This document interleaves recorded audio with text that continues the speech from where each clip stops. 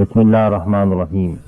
نبی کریم صلی اللہ علیہ وسلم نے خود جو دعائیں مانگی ہیں اور جن دعاؤں کی تعلیم دی ہے وہ دعا کے طور پہ بھی زبان، مضمون، انداز، ہر لحاظ سے ایک معجزہ ہیں۔ یہ دعائیں ہم کو یہ بھی بتاتے ہیں کہ کون سی چیزیں ہیں جو دین میں مطلوب ہیں، جن کو اللہ سے مانگنا چاہیے، کیسا ہم کو بننا چاہیے۔ اس کی تعلیم دعا کی صورت میں اللہ تعالیٰ نے خود بھی سورہ الفاتحہ میں دی ہے کہ صراط مستقیم پہ چلنے کی تعلیم دعا کے انداز میں دی ہے کہ آدمی کے دل کی پکار یہ بن جائے کہ اللہ مجھے سیدھے راستے پر چلا دے۔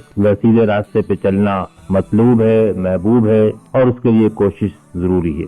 الحکیم بن خطیب نے اس کو روایت کیا ہے حضرت ام معبد الخزائیہ رضی اللہ عنہا سے، رسول اللہ صلی اللہ علیہ وسلم نے فرمایا، دعائیں آپ یوں مانگا کرتے تھے: اللہم طہر قلبی من النفاق وعملی من الریاء ولسانی من الکذب وعینی من الخیانہ فإنک تعلم خائنۃ الأعین وما تخفی الصدور۔ اے میرے اللہ، میرے دل کو نفاق سے پاک کر دے، اور میرے عمل کو ریا سے پاک کر دے، اور میری زبان کو جھوٹ سے پاک کر دے، اور میری آنکھ کو خیانت سے پاک کر دے۔